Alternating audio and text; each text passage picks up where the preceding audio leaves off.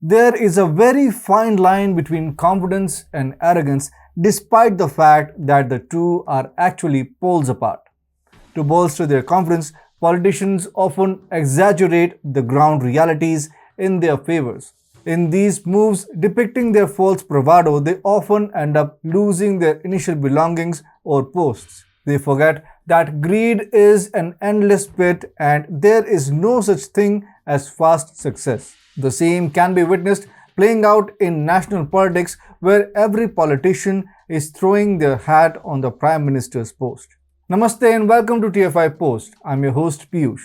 If you're watching us on YouTube, please subscribe and press the bell icon to get all the latest updates. If you're watching us on Facebook, do like, share and subscribe to the page. Let's begin with the video report. On 5th of October, Telangana CM K. Chandrasekhar Rao launched the Bharat Rashtra Samiti by officially making the necessary changes to the party's nomenclature.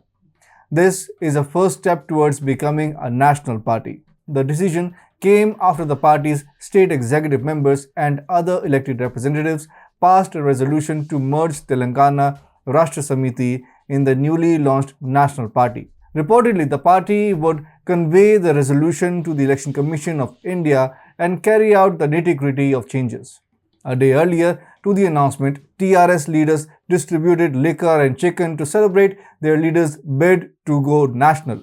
However, these cheap gimmicks of the newly formed BRS party failed to cause tremors in the political circles. Only two regional parties, JDS and VCK, were present at the announcement.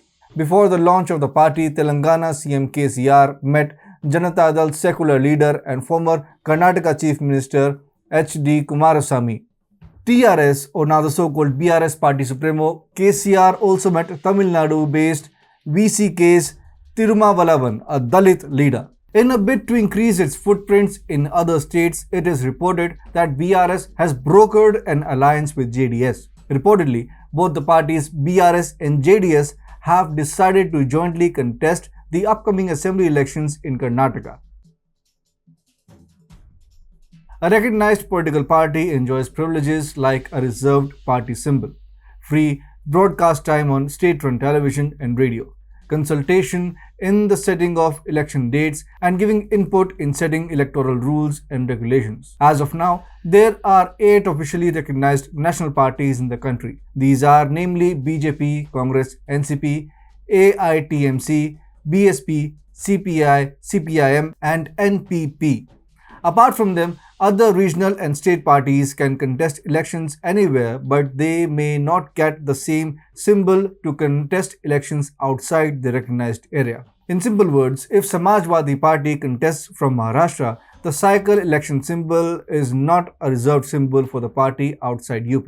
To become a national party, a party is required to fill either of these conditions. 1. It needs to secure 6% of valid votes in any 4 or more states.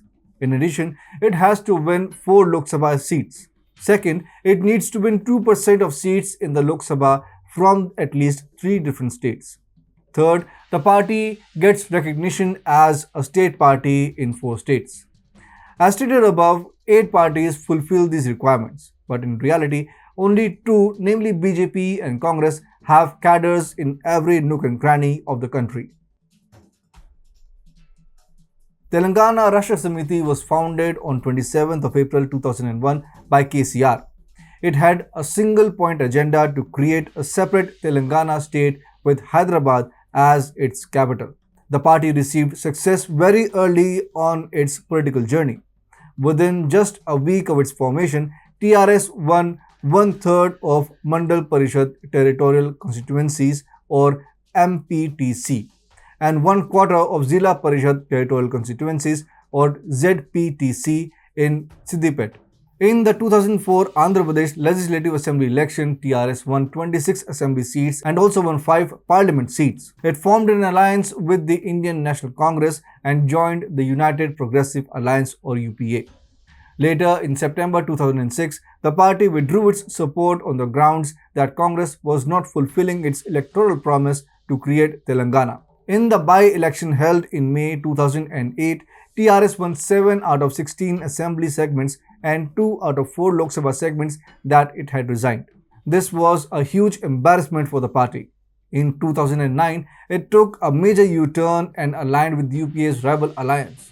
It forged an alliance with TDP and joined the Bharatiya Janata Party-led National Democratic Alliance. However, it faced a major defeat that year as well. Out of 45 seats contested, TRS only won 10 assembly seats. Right before the 2014 Lok Sabha elections, UPA sensed its defeat and, in a hasty manner, bifurcated Andhra Pradesh. The ruckus in parliament and the controversies around the state bifurcation and politics over it never died down. However, this bifurcation gave political life to TRS. After bifurcation of erstwhile Andhra Pradesh and the creation of a separate Telangana state, TRS started getting political success.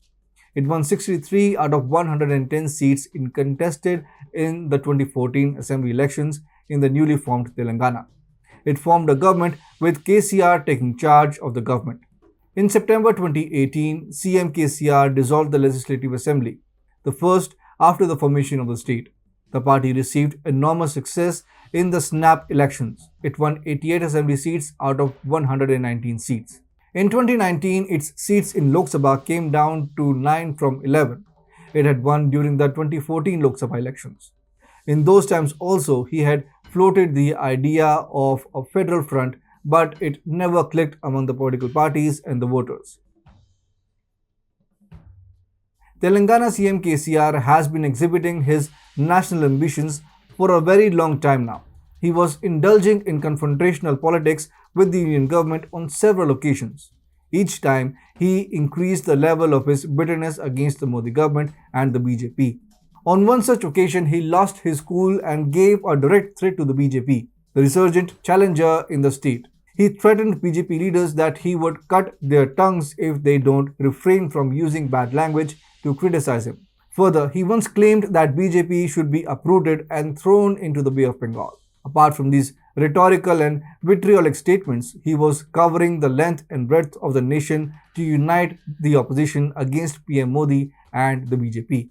Earlier in 2019 itself, he had indicated his ambitions to play a key role in national politics. He revealed his plans to launch a national party after the TRS plenary in April. Later, he started political tourism across the nation. Just like his predecessor Chandrababu Naidu, Telangana CM started his relentless campaign and gave an attempt to fulfill his swelling national ambitions.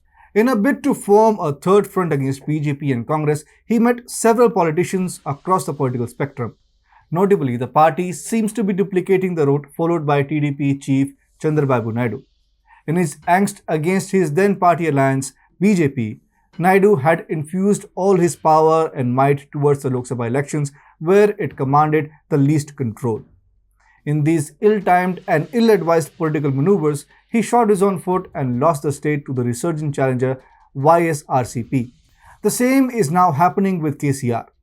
BJP is marching strong in Telangana and state assembly elections are due next year.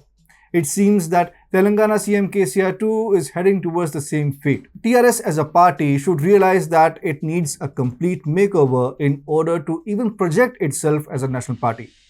It rose to political prominence only through divisive politics of regionalism and linguistic chauvinism. Without a national organization, strong ideology, and sufficient time to grow organically, its national dream will only end up to be a false paradise.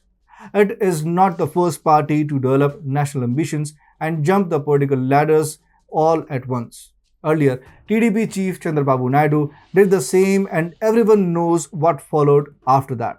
On top of this, if the newly formed BRS wants to win elections through cheap political gimmicks like doling out liquor and chicken, then it is in for a big surprise.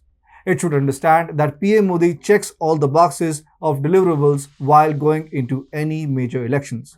These deliverables punctured the hefty promises of the Nyaya scheme of the Congress party. So if the party really wants to be in the national game for big time, it should remember that Rome was not built overnight.